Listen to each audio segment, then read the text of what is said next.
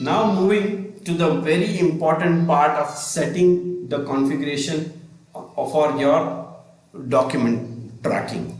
Okay, so project setting information involves the understanding of the work breakdown structure, the WBS, which I said in my earlier slides, that you have to sit with the project controls department and other head of the department to understand the work breakdown structure of any project. Any project means this project, for example, let's take this example here on the screen, where this project is divided into 5 buildings. Okay, B1, B2, B3, B4, B5. Okay, so it also has a car parking, it also has a separate small building for clubhouse. Okay, it has a separate building, utility building, it has garden, playground, internal roadways, water feature and swimming pool. So this forms the work breakdown structure of this sample project, for example. So this things you have to understand on any given project,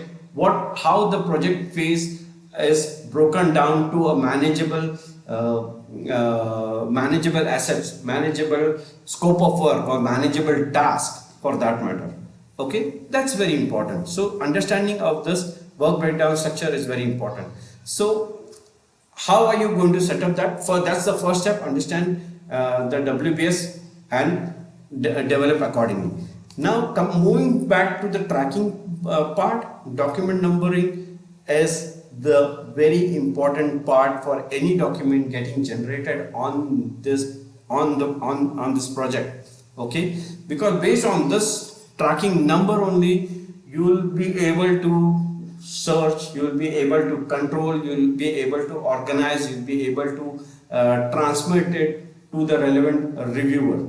Okay, and tracking becomes very easier. If you see how are you going to generate a number based on for individual transaction of documents or record.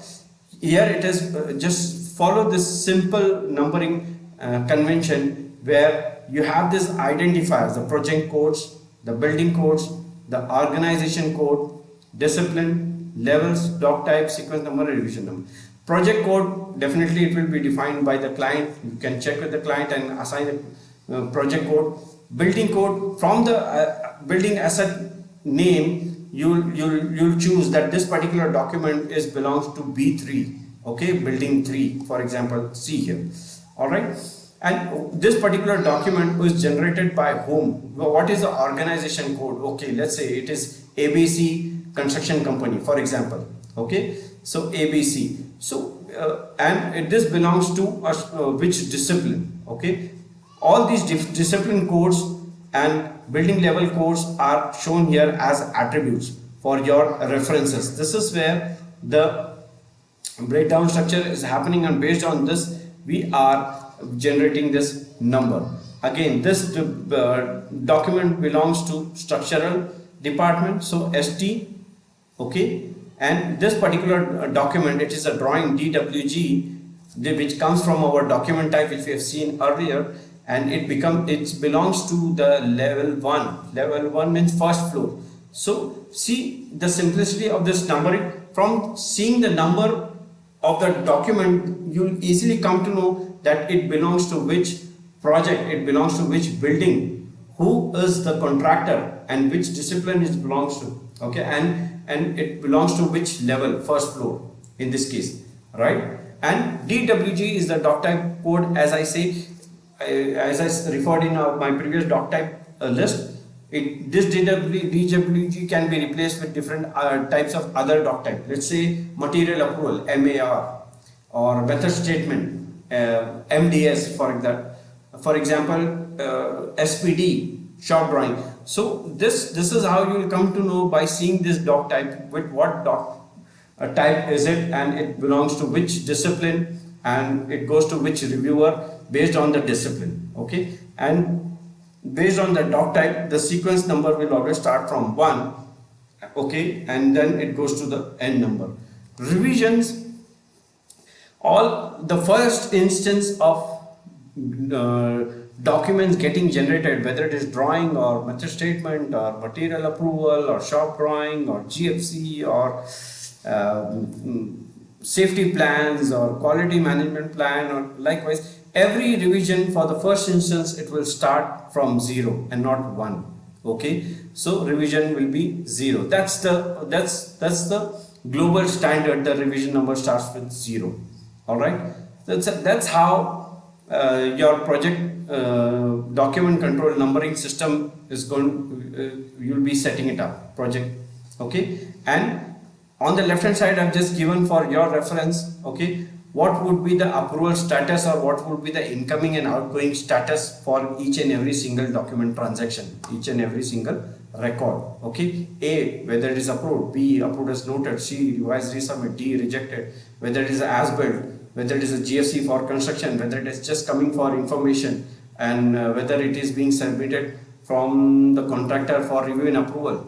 Then if it is coming for review and approval, we initiate a workflow for our end reviewer. It can be a architect, it can be a structural consultant, it can be a MEP consultant, it can be our in-house PMC reviewer. So that's how the entire cycle works. All right.